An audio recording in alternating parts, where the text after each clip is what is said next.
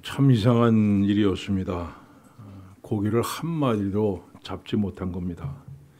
이 갈릴리 호수는 고여 있는 물이 아니라 흐르는 물이기 때문에 평소에도 물반 고기반이라고 할 정도로 고기가 많은 곳이었습니다. 오늘날에도 갈릴리 호수에는 베드로 고기라고 불리는 농어를 비롯해서 정어리, 잉어, 메기 등이 연간 2,000톤 이상 잡히고 있습니다. 그런데 이렇게 물고기가 풍부한 갈릴리 호수에서 그것도 평생을 어부로 살아온 베드로가 밤새도록 그물을 던졌는데 고기를 한 마리로 잡지 못했다는 것은 참 이상한 일입니다. 베드로는 피곤하고 허탈한 심정으로 그물을 씻고 있었습니다. 이 어부라는 직업은 그야말로 고되고 힘든 극한 직업이었습니다. 이 당시에 사용하던 그물은 세마포 그늘인데 세마포 그늘은 낮에는 물속에서도 훤히 보입니다. 눈이 먼 물고기라면 모를까. 하얀 세마포 그물로 달려들 물고기는 한 마리도 없습니다. 그래서 밤에 나가서 고기를 잡았는데 이게 하루 이틀도 아니고 일평생을 밤낮을 받고 생활해야 하는 직업이 바로 어부였습니다. 이 성경에 보면 베드로가 틈만 나면 잠을 잤다 이렇게 기록되어 있는데 아마도 어부 생활할 때 몸에 배인 습관인 것으로 생각이 됩니다. 또 갈릴리 호수가 남북으로 지름이 21km, 또 동서로는 12km입니다. 그러니까 깊은 곳에서 고기를 잡으려면 아무리 가까운 곳으로 가도 6km 갔다가 6km 와야 됩니다. 12km를 노를 저어야 되는 겁니다. 홍콩섬 동쪽 끝에서 서쪽 끝까지 가는 거리와 같습니다. 이 거리를 매일도 그것도 밤중에 노를 저어야 했습니다. 그리고 고기를 잡고 돌아오는 즉시 그물을 씻고 말려야 됐습니다. 세마포라는 그물은 쉽게 썩어버리기 때문에 그 즉시 씻고 말리지 않으면 안 됐습니다. 그래서 어부들이 졸린 눈을 비벼가면서 그물을 씻었습니다. 이렇게 어부라는 직업이 고된 직업이었기 때문에 아무도 어부하려고 하지 않았습니다. 그저 배운 것 없고 가난한 사람들이 갈릴리 호수로 몰려들었습니다. 베드로도 그들 중에 한 사람이었습니다. 그런데 베드로가 한창 그물을 씻고 있는데 예수님의 말씀을 드리려고 사람들이 몰려오는 것이 보였습니다. 이 베드로가 그 사람들을 쳐다보면서 야, 저 사람들은 참 할 일도 없나 보다. 먹고 살만하니까 한가하게 저러고 다니겠지 생각을 하면서 바라보고 있었습니다. 자, 그런데 예수라는 분이 이 베드로가 타고 있는 배에 올라타줬습니다. 그들은 배를 육지에서 조금 떼어놓으라고 말씀하십니다. 이 베드로의 입장에서 볼 때 참 어처구니 없는 일이었습니다. 저 밤새도록 허탕치고 정말 지치고 피곤하고 그래도 졸린 눈 비비면서 지금 그물 씻고 있는데 난데없이 배에 오르더니 다짜고짜 육지에서 조금 떼라고 하시는 겁니다. 더욱이 예수라는 분은 설교를 한번 시작했다면 보통 한나절입니다. 베드로 입장에서는 보통 곤혹스러운 일이 아니었습니다.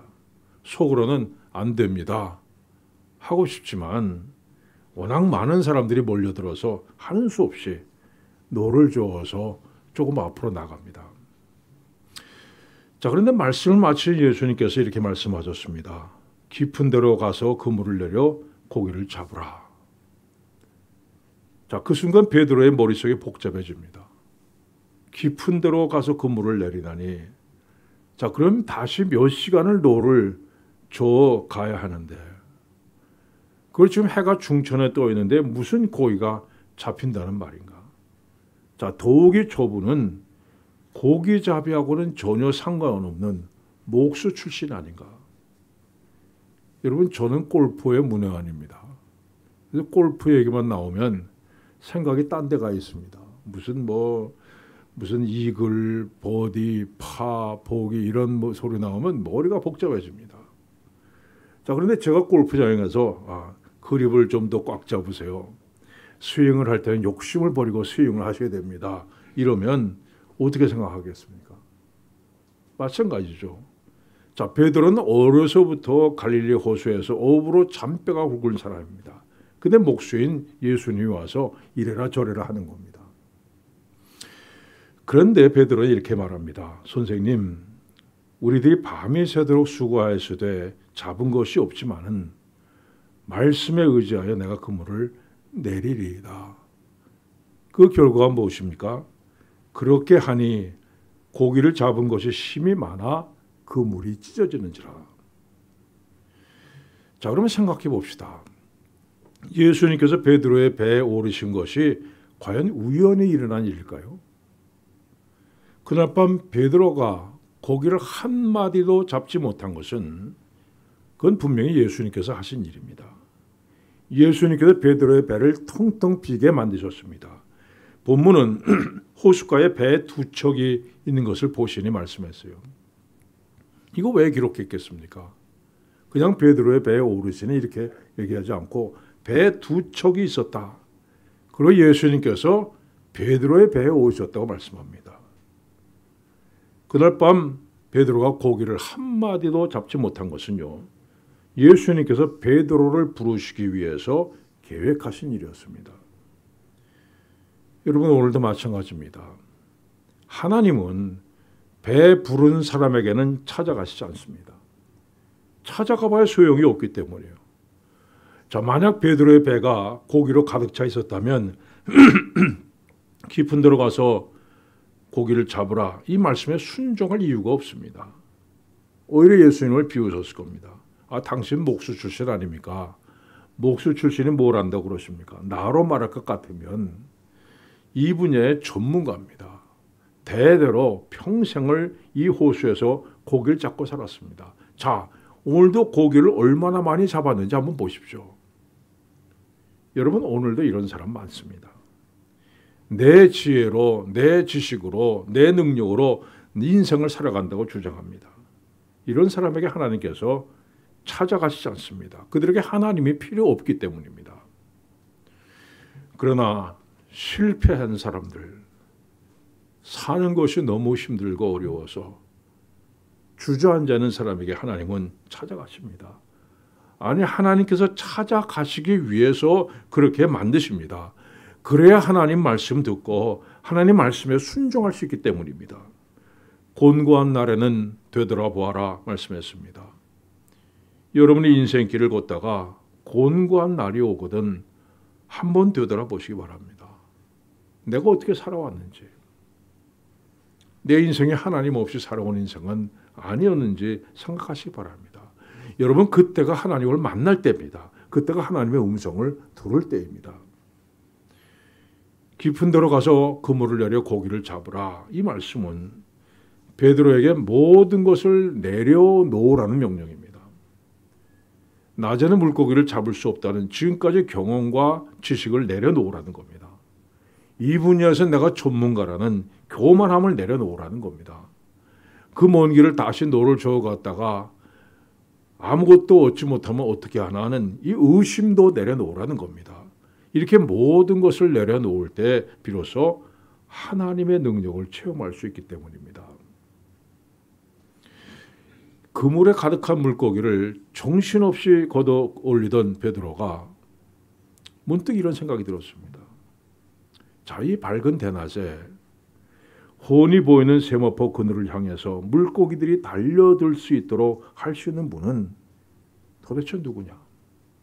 도대체 그분은 어떤 분이냐? 자, 베드로는 지금까지 고기를 많이 잡은 날은 내가 능력이 있어서 고기를 많이 잡았다 기뻐했습니다.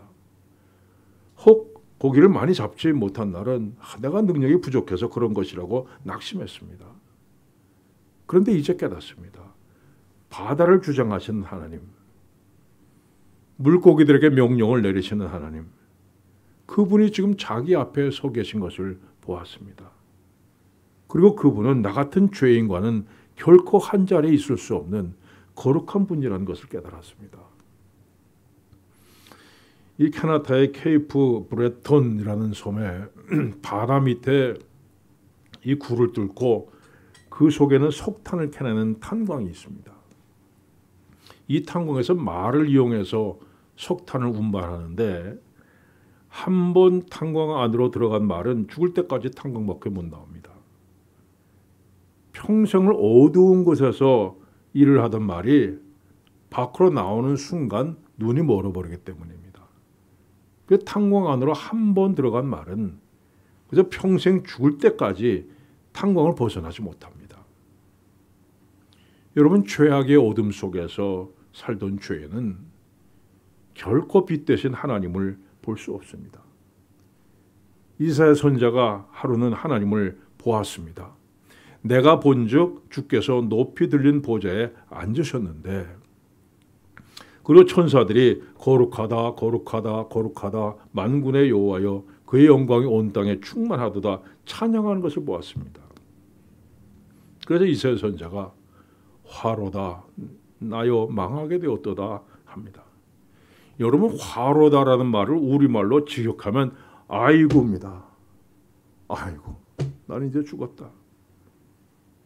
여러분, 죄인인 인간은 거룩하신 하나님 만나면 아이고, 나는 죽었습니다.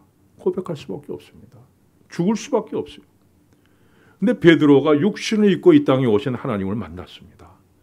그래서 말로 표현할 수 없는 두려움에 사로잡혀서 주여 나를 떠나소서 나는 죄인으로서이다 하였습니다. 여러분, 베드로가 얼마나 큰 죄인이기에 주여 나를 떠나소서 한 겁니까? 물론 베드로도 거짓말했을 겁니다. 거친 뱃사람답게 욕도 좀 했을 겁니다. 근데 베드로가 어떤 사람입니까? 밤에는 바다로 나가고 그래서 낮에는 집에 들어와 쓰러져 자는 평범한 어부입니다. 게다가 장모까지 모시고 사는 정말 효성 어린 그런 사람입니다. 이런 베드로가 죄를 지었으면 얼마나 큰 죄를 지었겠습니까? 여러분, 우리가 생각하는 죄와 하나님의 생각하는 죄는 전혀 다릅니다. 우리는 죄의 기준이 도덕적인 가치에 둡니다. 그러나 성경은 하나님을 떠난 것이 죄라고 말씀합니다. 회개도 마찬가지입니다. 우리는 내가 지은 죄들을 하나님 앞에 고백하는 게 그게 회개다 생각합니다. 그러나 회개는 그런 거 아닙니다. 사람을 죄가 열리는 나무라고 한번 생각해 보십시오. 이 죄의 나무에서 불의, 추악, 탐욕, 악의, 식인, 살인, 분쟁, 사기, 악독 온갖 열매들이 열립니다. 그러면 우리는 어떻게 합니까? 하나님 잘못했습니다.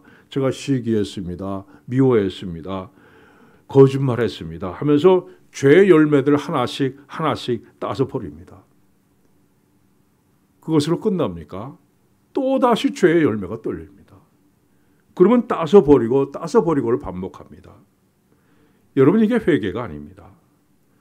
진정한 회개란 이것입니다. 하나님, 나는 죄악의 나무입니다. 악한 열매를 맺을 수밖에 없는 죄의 나무입니다. 죄의 열매를 맺지 않으려고 애썼지만 또다시 죄의 열매를 맺을 수밖에 없는 죄의 나무입니다. 하나님, 나 자신이 죄악 덩어리입니다. 이 사실을 고백하고 십자가를 붙드는 것이 회개입니다. 주님, 나를 성령의 나무로 바꿔주시옵소서. 성령의 열매를 맺는 그 나무로 바꿔주시옵소서. 여러분, 이게 회개입니다. 베드로는 지금까지 하나님을 떠나서 살아온 자신을 보았습니다. 하나님을 의지하지 않고 자신을 의지하며 살아온 삶 자체가 바로 죄라는 것을 깨달았습니다. 그래서 주의 나를 떠나소서 나는 죄인으로서이다 고백하였습니다. 결코 하나님 앞에 설 수 없는 죄인인 것을 고백하고 있습니다. 자, 이렇게 무릎을 꿇고 있는 베드로에게 예수님 말씀하십니다. 무서워하지 말라. 이제 후로는 내가 사람을 취하리라. 이 말씀을 들은 베드로는 그 즉시 배를 버리고 주님을 따랐습니다. 갈릴리 바다에서 고기를 잡던 베드로가 위대한 사도로 다시 태어나는 순간이었습니다. 갈릴리 바다에서 그물을 던지는 베드로, 이것이 바로 오늘 이 세상을 살아가고 있는 우리의 모습입니다. 그저 어두운 밤, 매일 밤 배를 띄우고 노를 젓던 베드로처럼 우린 세상이라는 어두운 바다 위에서 정말 한 치 앞도 내다볼 수 있는 어두운 바다 위에서 파도와 씨름하고 삽니다. 베드로의 인생이 고기를 많이 잡는 것이었처럼 우리 역시 돈 많이 버는 것을 인생의 목적으로 삼고 살아갑니다. 때로 만선의 기쁨을 누리기도 하지만 때로는 아무것도 얻은 것이 없어서 허탈하게 그물을 씻고 있는 베드로처럼 우리 인생도 성공할 때도 있고 실패할 때도 있습니다. 그러면 여러분 생각해 보세요. 과연 이렇게 사는 것이 우리 인생의 전부입니까? 세상이라는 바다에서 때로 고기를 많이 잡았다 행복해하고 때로 빈손으로 돌아왔다고 낙심하며 사면 이게 우리 인생의 전부입니까? 여러분 가운데 나이가 좀 드신 분들은 이 갓 결혼한 신혼부부를 보면서 어떤 생각이 드십니까? 참 좋은 때다. 나도 저런 때가 있었지. 이런 생각이 들지 않습니까? 어린아이들을 애주종지 키우는 젊은 부부들을 보면서 무슨 생각 드십니까? 저 때가 참 좋았어. 재미있었어. 그런 생각 들지 않습니까? 여러분 우리 인생이라는 건 가만 보면 좋은 때는 잠깐입니다. 그리고 일평생 무거운 짐 지고 눈물과 한숨으로 살아가는 것이 우리 인생길입니다. 이런 인생을 살면서 내가 남보다 더 성공했다고, 남보다 더 출세했다고, 남보다 돈 많이 벌었다고 자랑하는 것이 도대체 무슨 의미가 있습니까? 여러분 그것이 과연 성공한 인생입니까? 성공한 인생이란 그런 게 아닙니다. 성공한 인생이란 내가 하나님의 손에 붙들려서 하나님의 쓰임을 받을 때 그것이 바로 성공한 인생입니다. 사도 바울은 하나님의 손에 붙들리기 전에는 자랑할 것이 많았습니다. 나는 8일 만에 할례 받고 이스라엘 족속이요 베냐민 지파요 히브리인 중에 히브리인이요 율법으로는 바리새인이요. 여러분 이런 것들은 당시 사람들이 정말 부러워했던 조건들입니다. 또 그는 가말리엘의 문화에서 공부했다고 했습니다. 이 가말리엘은 당시 최고의 율법학자입니다. 모두들 그를 존경해서 일반적으로 선생이라고 불리는 랍비 이 말 대신에 더 높은 라반이라고 불렀습니다. 우리 모두의 선생이라는 뜻입니다.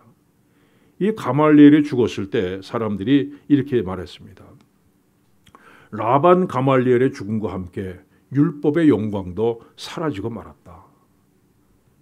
그래서 최고의 천재들만이 가말리엘의 제자가 될 수 있었습니다. 그런데 사도 바울은 하나님의 손에 붙들린 다음 이렇게 말합니다. 그러나 무엇이든지 내게 유익하던 것을 내가 그리스도를 위하여 다 해로 여길 뿐더러 또 모든 것을 해로 여김은 내 주 그리스도 예수를 아는 지식이 가장 고상하기 때문이라. 여러분 이것이 하나님을 만난 사람들이 경험하는 것입니다.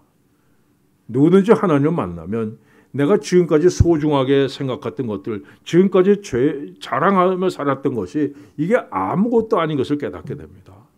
오직 주님만이 내게 필요한 분이라 이 사실을 깨닫게 되는 겁니다. 베드로가 주님을 만났습니다. 주님을 만난 순간 그는 물고기를 많이 잡는 거 그게 성공이 아니라는 걸 깨닫습니다. 돈 많이 벌어서 배를 10척, 100척 사서 부자가 되는 것 그게 성공이 아니라는 걸 깨닫습니다. 주님을 따라가는 것, 그분과 동행하는 것이 진정 성공한 인생이라는 것을 깨닫습니다. 그래서 이제 후로는 내가 사람을 취하리라 이 말씀에 즉시 배를 버리고 주님을 따랐습니다. 오늘 여러분에게 이런 결단이 있길 바랍니다. 지금까지 여러분이 인생의 목표로 삼고 살았던 그 모든 것들, 그걸 이루는 것이 과연 내 인생의 전부인가? 생각해 보십시오. 이게 과연 내 인생 전부를 걸 만한 가치가 있는가 한번 생각해 보십시오. 여러분 인생의 목표가 바꾸어지시길 바랍니다.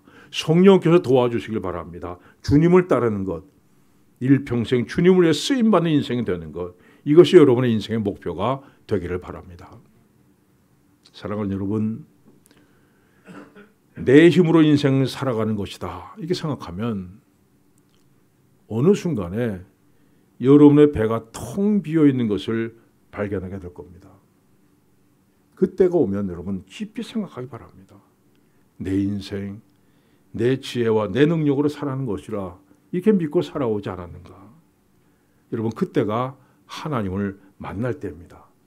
그때가 바로 나는 죄인으로서이다 고백할 때입니다.